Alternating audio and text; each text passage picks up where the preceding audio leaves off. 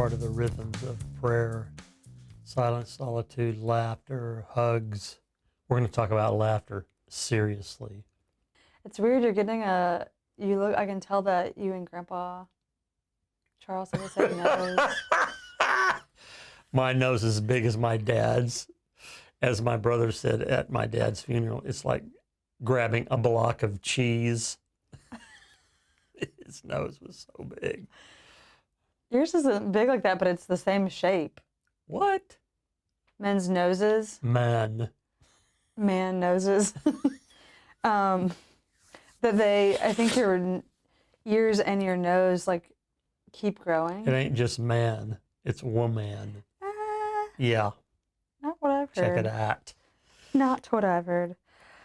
No. But it's funny because it came up whenever I was driving. I had a thought about just laughing in general and, the importance of it. And then you brought it up to me too, of like that being an idea. So we both obviously are on the same wavelength in regards to laughter. But do you think that you're laughing enough in this stage of life?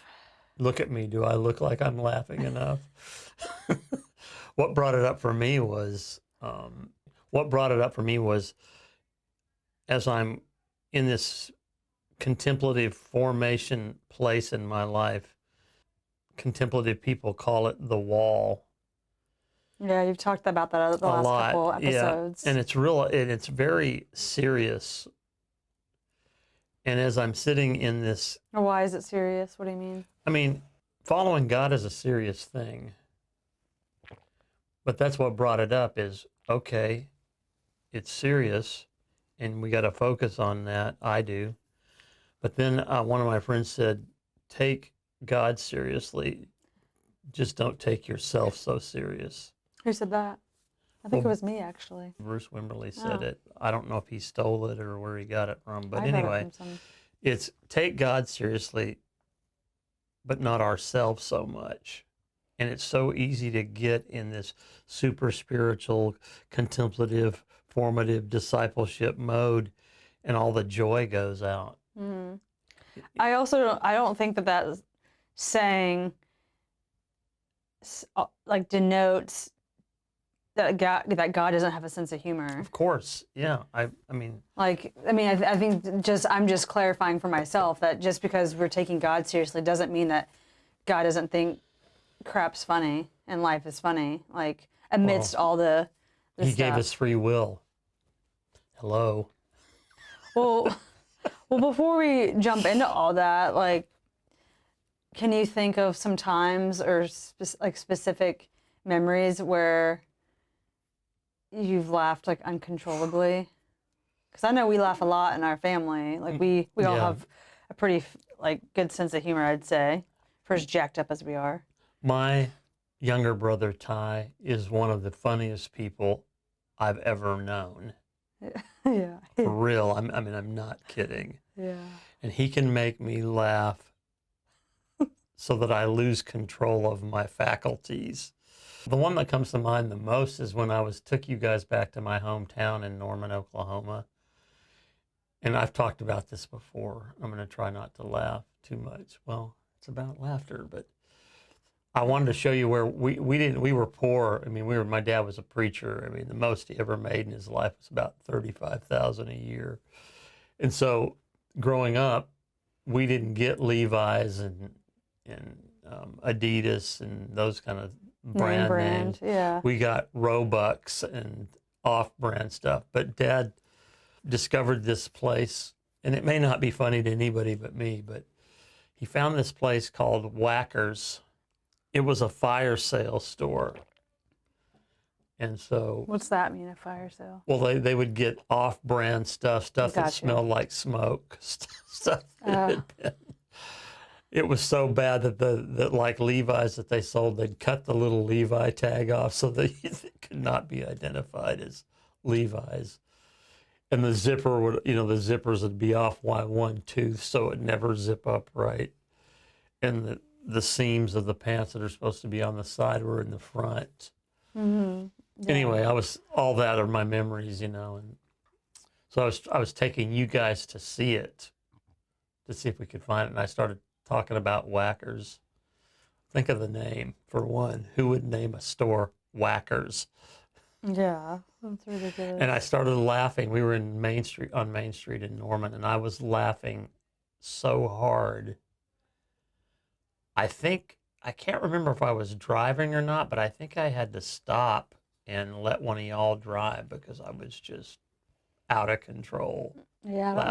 don't remember it. Man, but inappropriate times. What about you? I mean, to me, that one was really funny. Yeah. Yeah, there's so many. I think what I love is like the kinds of different humor that is drawn out depending on who I'm with. So there's a different humor like with you. Some of the times I've laughed the hardest has been with KK, and yes, that's true. Her weird sense of humor. Yeah, and just certain people who you get slap happy with, Darby, Yeah, Anna, like just that uncontrollable laughter. And I think it's funny, like what brings up that laughter, because sometimes it's like you said, it's very serious, inappropriate things, or when KK and I were in jail and we were singing Amazing Grace, crying. And then we were like hysterically crying and hysterically laughing all at the same time. KK made me watch it. She said, "Dad, watch this," and it was Jackass. And I knew she was provoking me, and I was trying not to laugh at her. But these guys drove a golf cart off this hill, and he broke his collarbone.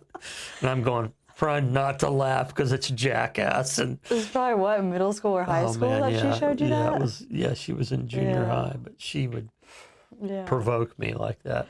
I think it's some of the times too where I was taking myself so seriously, and then you get kind of like a slice of humble pie, but it makes you laugh. And when you can laugh at yourself like that, like one time, it's not funny because I was going psycho. It was with an ex, and I it just was so tumultuous. But my friend Jor came with me, and we were at the farm, and I was so mad because I'm not going to get into it, but I saw something that like really made me upset. And so my ex left and Jor was with me just trying to like hold space. And I had like this hammer and I was like beating the ground so hard, like so angry, like in a rage, like blackout rage. Yeah. And I look over and Jor is like so wide-eyed. Like I've never seen her with that look, and she was like legit like scared of me. And she's just like, I've never seen you like react like that. I was like throwing stuff. I launched this massive rock over into the sheep. A guy's car. No, it was like where the sheep were, and I almost hit one of the sheep, and I was like freaking out that I was gonna was gonna knock one of them out. Yeah. But then I don't think I laughed in that moment, but afterwards, like just imagining that and Jor's like fear, the look of extreme fear in her eyes. Some funny people we know is Lauren. Mm-hmm. Won't tell her last name, but Lauren is one of the funniest people I've met. Yeah. She's so quick-witted, and she'll just riff off of herself. Yeah. And it's so funny, man, just to listen to her talk about stuff. And she'll have these little side comments. Anna's funny too. Yeah. In fact, part of why we're doing this is because we called Anna to ask her what we ought to talk about, and then we brought up the laughter thing, and she was talking about being comfortable enough to have the freedom to laugh like that. Yeah, just being able to be yourself with people, and totally authentic. I think it's about being in the present moment. You know, Whit's like that. My friend Whit, I've known her since I was the first time I ever met her, she was being a clown. Yeah, and She's it's like you have to be paying attention, and that's what I think about the present moment. Like if you're too worried about something, if you're in your head, you miss a lot of people's humor because it is so much, it pulls you into the moment. Yeah. And I mean, I think that, and I think there's also just like, do you ever like laugh with yourself? Yeah. Is there anything that you do that cracks yourself up? breathe. You know, I was just thinking, made me think of my grandma's funeral. Gigi, it was how you all knew her, but Yeah. Grandma, I was grandmother's, or no, she never went by grandmother. I was grandma's favorite, and everybody knew it. Jaybird. Yeah. Anyway, she died when she was 98 or 99, something like that. Right. And all the cousins came and we laugh a lot. I mean, our family on that side especially laughs like out of control, but I think it's to hide pain. But she got buried in a small cemetery in remote Oklahoma Panhandle, you know. And so I didn't realize it was Oklahoma. yeah, just across the border. Okay. Logan, I think is what it's called. Anyway, we're all out there and the wind's blowing 40 miles an hour like it usually does. Oh gosh, that wind is brutal. And we're, you know, Uncle Daryl, which was married to my aunt. And this may not be, the people may go, this is stupid. But in the context, we were, you know, the wind's blowing, we're out in this cow pasture, burying grandma, and we're in this tent, you know, and we were going, where's Uncle Daryl? And we looked over and he was over by the maintenance shed peeing. and then at the end, we were done with the service and I said, you know, very solemnly, can we stay and watch you put grandma on the ground because some of us would like closure, you know. And the guy went, oh, yeah, you can stay. Well, they started lowering her pink casket it was pink with flowers on it.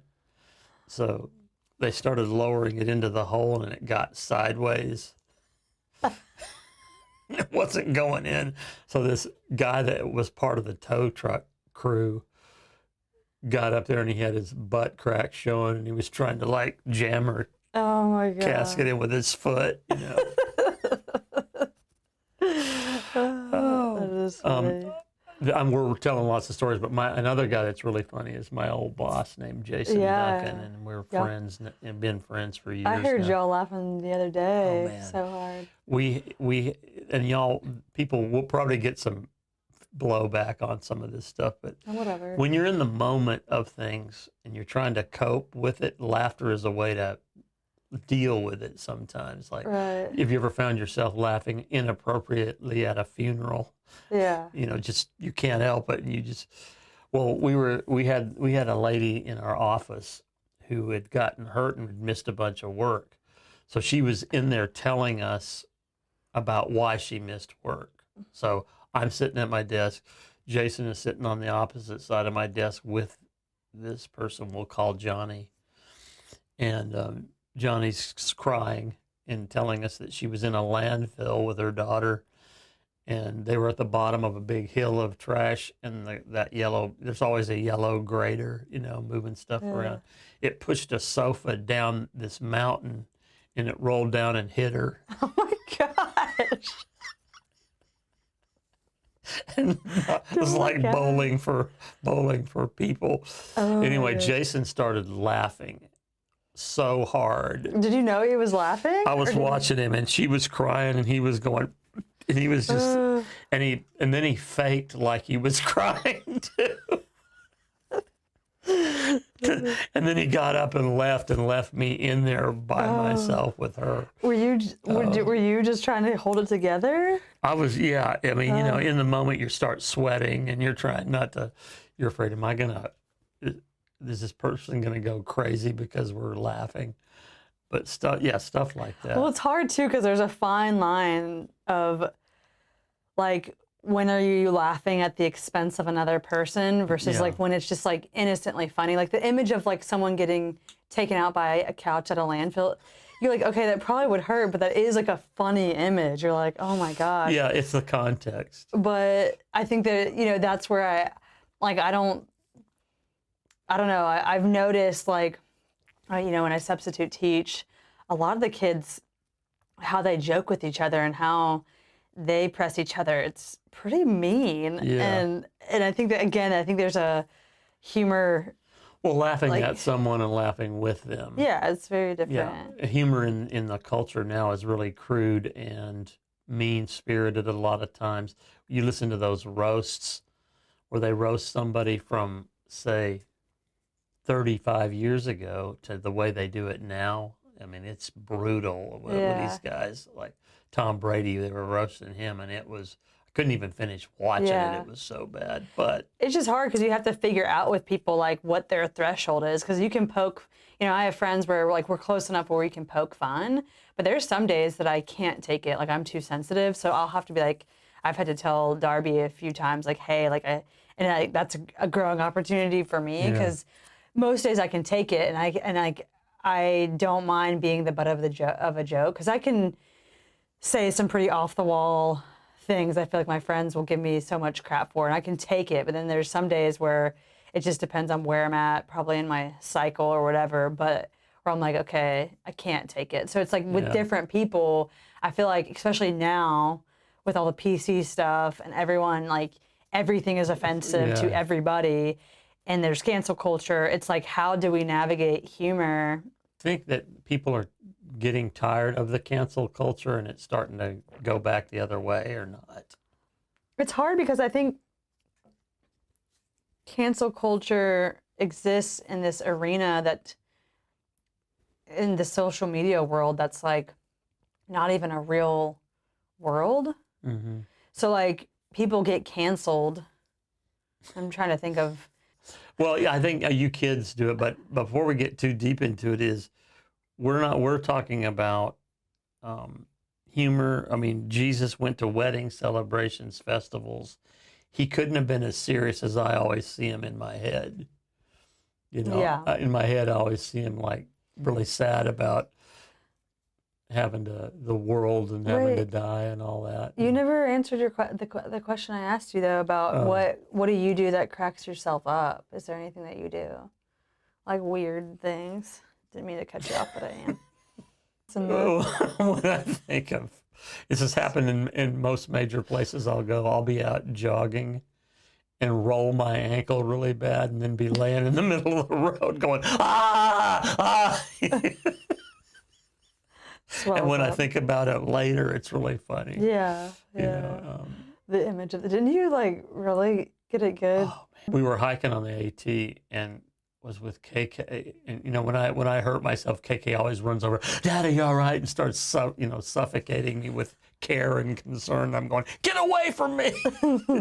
But I rolled it.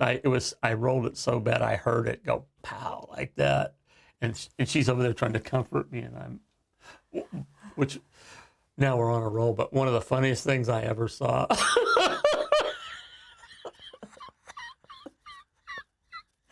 Oh. What? I'm seeing spots. My...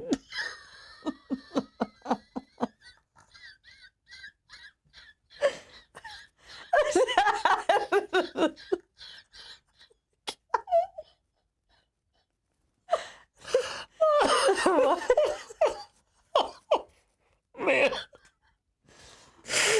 I just thought of this. That's what's fun, is when you're talking about it, the stuff that it. My dad, I don't know why this is funny, because my dad got hurt. They were moving up. This was in the 70s. We were at church camp. Oh, man. We were at church camp, and they were moving this 12,000 pounds.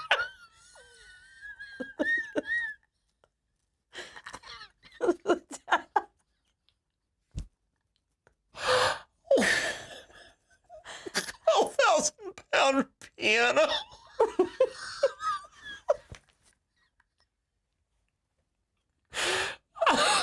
He set it down right there by that place. Ow! Your Achilles tendon? Ow!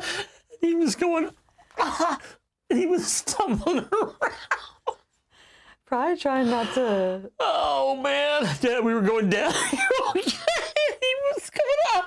Oh, trying not to lose his shit.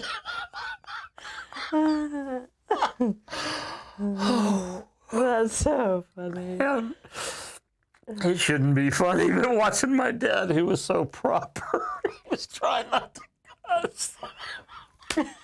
At that Nazarene campground. Ooh. That's awesome. Man, I'm sweating. Ooh. Oh, man. That's so funny. It's hard to imagine Grandpa like getting to the, like him Berserk stage. Yeah, going crazy, like cussing out the ethers. Ooh, man. I don't even know where we were. That's so funny. I was asking if there's anything that you do. I think about stuff like that. Yeah, You know? cracks you up. Yeah, and when I get with my brothers, Yeah. we have this weird sense of humor, you know. And you guys do too. I think, yeah, we've talked about this. Like, oh man, that was funny. I think it's like we go into these imaginative stories and you just keep going deeper into the story and adding on to Jordan it. and I do that. Yeah, that's definitely something I do. And I notice that with my friends, we'll just keep going and keep going. And usually one of us ends up taking it too far. And it's usually thrown me. in jail. Jordan and his friend Colby they'll do that. We call it riffing, and then they'll stop suddenly and start dancing, no matter where they're at, like in a grocery store or whatever. It's really weird. Yeah, it is funny. But Jordan's got that same add-on humor, you know. Yeah. But I was laughing. Was it yesterday? I was playing the ukulele. I was just practicing, and it was so bad. It just started cracking me up because I was thinking of like the neighbor like listening and it just being horrible. Oh man, that's funny. That or like, do you ever make faces to yourself? Yeah. Yeah. Sometimes like in the bathroom, like in a public bathroom, in the reflection of the door, I can see my face. So I'll do that. I'll make weird faces. That's funny. And then I'm always like thinking if somebody saw you like through the crack of the door. The crack. That's like whenever. That's what the 8th grade humor. You said crack. That's that reminds me when I had to pee in a parking lot in Chicago. I think I told That you is that. in November. No, it was summertime. But I was just squatting behind a car, and all of a sudden I heard a guy. The guy pulls out. No, a guy just started yelling. He was like, "Oh my gosh!" And then he was right behind me, and like funny. I couldn't stop. I couldn't do anything, and he was like trying not to like look or trying to back away. And that's funny. Yeah, well. Okay, so we were trying to get to talking about laughter, and I lost it. Yeah, well, I think it's just a good reminder. I think for me, also like being, you know, just so deep into the spiritual stuff, which is all really good and hard work and what. We're all angsted out, you know, worried being our formation, and Jesus is reading a comic book over on the side. Yeah. You guys lighten up, dude. Yeah. I think that's the biggest thing is just like not taking myself so seriously. Yeah.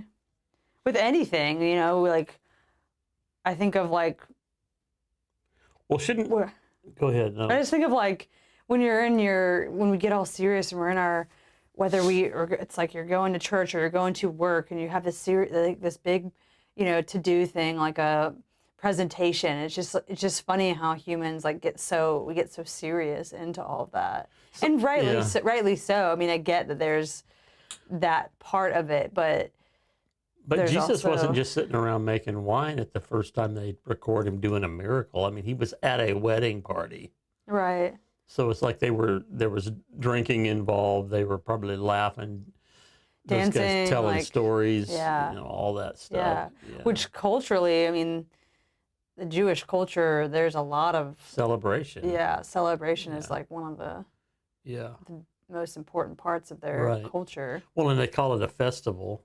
Yeah. People usually don't get discouraged and go to a festival. Right. You know, but I don't think we stop and think about how to incorporate laughter. You had some notes in there about it. What were some of the scriptures about? I know, a merry heart, talks about a merry heart. There were some notes you had. Yeah. There's some spiritual benefits, there's natural, physical benefits to laughter, chemicals in the brain, body, soul, and spirit. Do you want me to talk about the Bible verses, or do you want me to talk about Just look the through those notes scientific? there and just pick out a few Yeah. things that. Here's a good proverb, Proverbs 17:22. A cheerful heart is good medicine, but a crushed spirit dries up the bones. So in our culture now, you have this hedonistic on the spectrum. You got this way over here. You just go out and party, and then you go home and you wake. Not sometimes you just it's not beneficial. But what that's saying is there's a place for a cheerful heart and laughter and fun and things like that. And when we over religiousize our walk with God, a lot of times the joy gets sucked right out of it. And I think that's part of what Anna was saying yesterday, because we called her and said, hey, what do you think about this? And she said, I'm paraphrasing here, but basically laughter comes a lot easier when you're in a safe place where you're not being judged, where you can just be your authentic self and let you be goofy, or what you said she does. She said she does accents and things like that, and a side of Anna that you might not normally get to see, because she's not going to show that side of herself anywhere, but she'll do it with people that she feels safe with. Yeah. And we're all like that. Right. Yeah, I think depending on, like we said, it's like who you're relating to and how you create a space of authenticity and, yeah, just joy, I guess, overall, like, I mean, I think that's why for so long, I think my image growing up is I don't think when I looked at religion and I looked at people in the church, I didn't see a lot of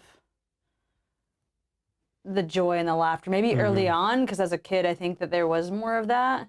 And then life just like bogs you down and things get serious and all that stuff and awkward, I was super awkward in middle school and in high school too. But I felt like I knew a lot of people where they just didn't seem like they were having a lot of fun or joy. And if you were doing, like I was pretty, without alcohol, I was pretty crazy, outspoken. I'd go up to strangers and just do silly stuff. And, that's when you start hanging out with your friends and having sleepovers, staying all night, being just silly and goofy. And I feel like adults look down upon a lot of that stuff. Like, you're being too crazy, you're being too this, and you lose that kind of like sense of just like childlike wonder and joy and just silliness. And I don't know. Well, I'm not sure we know how to have actual fun sometimes. To me, it's really fun when my 10 cousins, the 10 of us get together. There's free form laughter, stories. What is it though about being like, I feel like I think of like going from like childhood into, then you have your awkward teenage years and then adulthood. There's like this, something happens where it's like, okay, you're an adult now, like can't have fun unless you're out at the bar, unless you're out, doing adult things where it's like, well, why can I only have fun when I'm out drinking or doing whatever? Yeah, life shies us storms, Just living sometimes is hard. Yeah. And so you get, if you're not in an abusive situation growing up as a child where you're, abused body, soul, and spirit, you're kind of in this protected place. But then you get out on your own and real life smacks you right in the head, and we forget how to laugh, I think. It's personality too. Some people are just predisposed to laughter and humor and stuff. Comedians say that a lot of their humor comes out of their pain, though. Right. So learning how, I think that's kind of where we want to get to today is a little bit is we know that laughter's good. How do you build that into your daily rhythms of life, along with your meditation and contemplation and your dialogue with God and all that? Mm-hmm. I mean, I just thought of this right now: is do we ever laugh with God? Pete Gregg. This wasn't hilarious, but Pete Gregg, he's the founder of one of the founders of the 24/7 prayer movement. Was walking down the street one time. And he felt like the Spirit of God, was thinking to him. They were dialoguing in thought.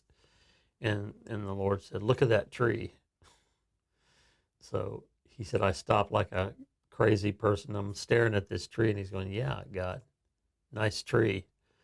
And the Lord said, and so he's basically going, "What? Like, is there some deeper meaning to you telling me to look at this tree?" And he goes, "No, I just like that tree."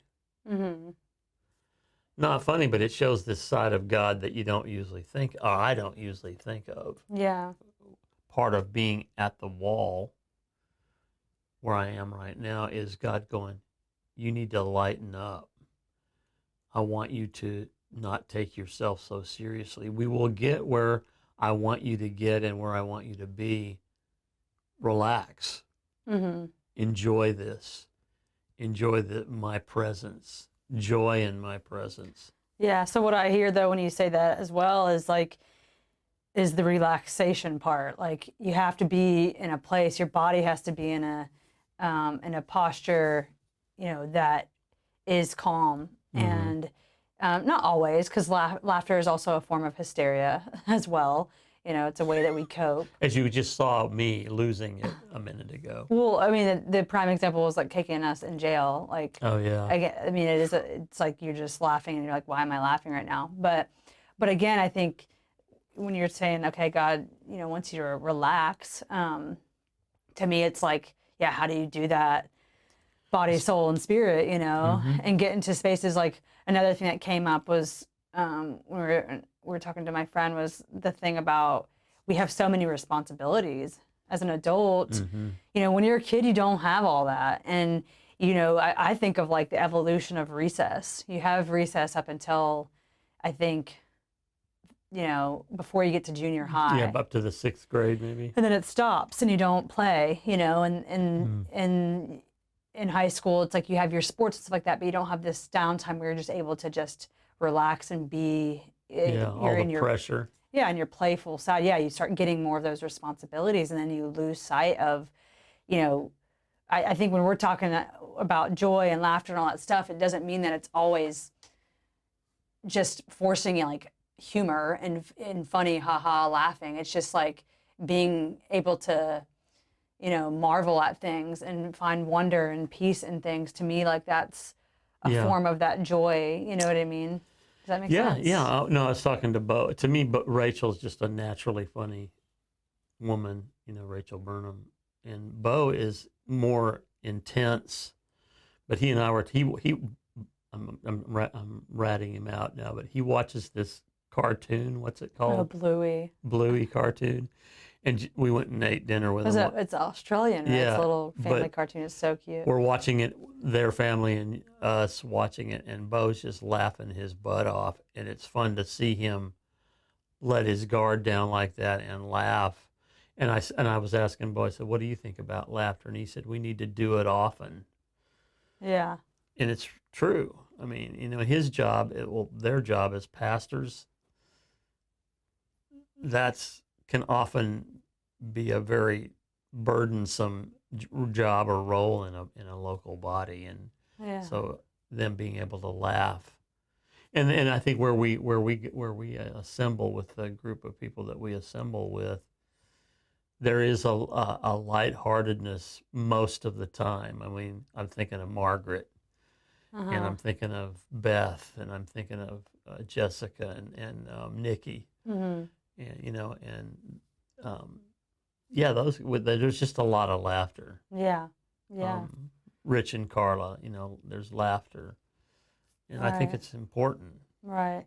And I think just like, to me, it's when I think of like not taking myself so seriously as well, I think we're in this culture that demands perfection, demands an image, a polished, Facade, as Anna called it. a facade, this whole like role that you have to play, and almost like when you're an adult, like that's what you have to do now. It's like play the adult role.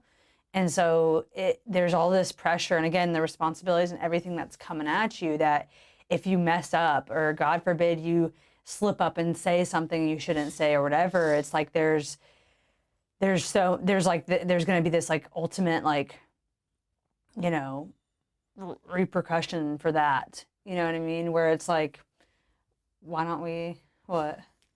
Sorry, I was just thinking about my dad. Yeah. He would jog in his dress shoes. He would. That's funny. He didn't have tennis shoes. What are some ways that we can place laughter in our lives? We would do stuff like that in improv.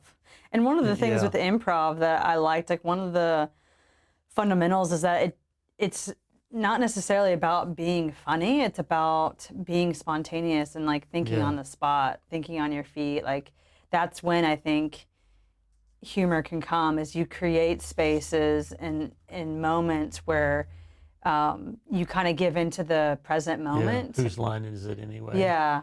Things like that. I mean, dancing, I think for me, like that's why I like to dance so much, is it brings up these feelings and emotions where I get into like weird funky moves, or it just makes me like giggle, you know, and Mom dancing to Uptown Funk. Yeah. So I think that, I think that's, you know, I don't think we need like research and case studies to know the benefits of laughter. Like we know it, you know, it boosts your immune system. It like, you know, increases your blood circulation. Like there's all these obvious benefits of it, but we don't necessarily need to know that to just, how do we create space in real time? What are like 3 things you could do though to promote laughter in your life? Well, I like what I'm doing right now is I'm creating space to, one, like set my phone down and be in the moment. Like the dancing, like I've been doing more of that, the dancing. Having times where you're not necessarily, like you and I like to talk and process out loud, but I think when you have moments where you're just being and you're not having to process things, that invites conversation for stories. To actually think about things that are funny. Thinking, you know, being quiet and just sitting in the moment. I think a genuine question we can all ask ourselves is like, when's the last time you danced? When is the last time you laughed? When's the last time? And yeah, think about those things that cause you to, you know, lose it. So when's the last time you made an excuse about not doing those things? I don't dance. I've got 2 left feet. Okay. So what? Dance anyway. You know, it's taking risk. I just thought of this. I think eating meals together. I think being at a table with someone where, again, you're off of this and you're able to then just like reminisce, you know. The group of friends I have, you know, with George, Darby, all of them that I've had for close to 20 years now. I mean, when we get together, we just reminisce. And Darby's funny too. Yeah. So we just bring up like memories, and sometimes it's just like, it's always funny to get like a different perspective, you know, too. And when I think with this group of friends in particular, like we know it's coming from a place of love. So anytime we're ragging on each other, it's just, it's from love, so it's just easier to laugh at each other, laugh with each other. So there's this safety or comfort in being able to be poked out, fun at, with your friends, by your friends. Yeah. So I think it's creating the space for dialogue, though, you know. Yeah. Not where you're adulting and planning and talking about your crazy life, you know, lessons and all the things that, again, in the spiritual journey where it's tough stuff. Like, I think that's what I love. Darby and I, we get rolling, and we're both on really serious, you know, spiritual paths, but we also bring humor to it, and it's just funny because we do, and it reminds me to, like, you know, check myself, I guess. at Well, times. and sometimes it's not in the moment that stuff's funny. What do you do in your life to bring on that laughter? It doesn't take much. Yeah. I'm a preacher's kid. I think almost everything is funny. Let me, so this is I'm question stacking, but why do you think it is that people who have gone through like a lot of pain and trauma and stuff like that, why do you think humor comes out of that? Well, I think it's like the scripture says, it's good medicine. When you can, out of that pain, if you can see the humor in it, if it's possible to see the humor in that, and it doesn't have to be like gut-wrenching laughter, but just seeing the humor in that, Right. it releases chemicals in your brain Yeah. that are comforting. Right. There's the verse Ecclesiastes 3:4, a time to weep and a time to laugh, a time to mourn and a time to dance. I like that because I think it shows like you have these moments in life where you fully embrace. It's time to fully embrace the grief or the mourning, the weeping, and then also the flip side of that is embracing the laughter. And for me, I think it's like a snapshot of time and growth when I can look back on a moment that wasn't funny. That moment of me, going crazy and psycho with my ex wasn't funny in the moment, or like what you said with KK.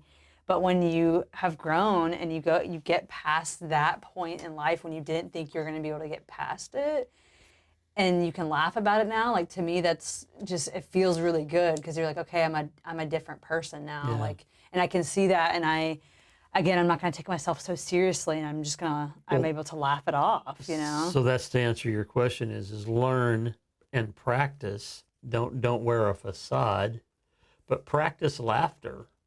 Yeah, but how are you doing that? Like you said, by being still, by thinking about things, by learning, and there's no easy on here. Follow these 3 steps. Right. But just learning to not take yourself so seriously. It's taking tense moments. And just practicing seeing the lighter side of it. I notice with coaching sometimes when you say somebody be terrified to go confront their boss or have a hard conversation or whatever, and you just make a humorous. You have to be really careful with this because you can really do the wrong thing. But looking for the lighter moments in that and getting people to laugh or to smile takes the whole seriousness out of it sometimes. Yeah. Kind of sets you free. Yeah. Well, I think I just thought of freedom. There is like when you're in a space to be able to just laugh like that it does create this expansiveness, of that freedom. Yeah. To just be yourself and to be in the moment, and it's infinite, and I think one thing that helps too is just my time around kids. When you're with little kiddos, they bring the humor. No filter. Yeah, no filter, pure honesty. That little girl telling her mom about Mother's Day. Father's Day. Yeah. It's really cute. He's not my dad. Jack of the South. Yeah. Guys like that on TikTok. Yeah, just these kids who are, what's the word? Uninhibited and purely, Unfiltered, just purely being themselves. And so I think that helps, like being around multi-generational I just thought groups. I think that helps, having the older generation, the youngers, and then the in-betweens is, helpful because it gives all these different perspectives. To me, I think we are also in this culture of everything is just robotic and timed, and people are just going with the everyday mundane, like, what am I trying to say? Drifting instead of people kind of just drifting about and going through like the monotonous day-to-day tasks that you have to do as an adult. And so when you throw that off, KK, we would do this like with you. We you taught us this. You just like scream out of nowhere. It throws people That off. old man that would be weeding his yard every Friday or whatever, we'd go by with the windows down on the van and scream at the top of our lungs, and he would like topple over forward. Poor guy. It's so bad. Hey, we do that with Haley. Yeah. Or just being silly. Like Or I like just throwing things Hayden off. makes up words. Yeah, schlart. Maybe, like I said, none of this might not be funny to anybody but us. But let's get back to, so what are 2 or 3 things? Shoot, maybe we can't get 3, but what are a couple of things that we can do to start incorporating laughter into our lives on a daily basis? I know a couple of them is you can watch funny movies, you can listen to podcasts, interacting with each other, like you said, sacred spaces like meals, conversations, things like that. Start practicing those by, how do you practice it? By doing it. Yeah. Have somebody over for dinner, sit and talk. Yeah. And let it flow. Reminisce, reminisce. I think reminiscing about things is good. That's a God thing. He said, remember these festivals, tell these stories. A lot of other cultures, I think, do a really good job Better than we do. Of fostering lightness and humor. So travel, I mean, not everyone has the means to do that, but traveling is a good way to bring upon laughter and humor, and just observing. I think being able to observe the moments at hand, and to allow yourself to surrender to them. And be aware when you're not. Learn to be aware of when you are taking yourself too seriously. So it's kind of like self-observing, oh, I'm taking this way too seriously. Yeah. Like where I've been at this wall, with this whole thing of formation, it's like, come on, man. Yeah. You're all uptight about this. God isn't uptight. Jesus isn't beating you over the head with a fishing pole. He's just, he's laughing. I mean, he did stuff with the disciples. Like, I think my biggest thing is just dancing and giving into spontaneity and into the moment, the present moment. So I think for me, it's letting those, not being so cautious, even in this podcast here. We don't want to offend anybody. We don't want to make any waves, and we're going, well, why not? Yeah. And we just want to share. Anyway. Yeah, that's good.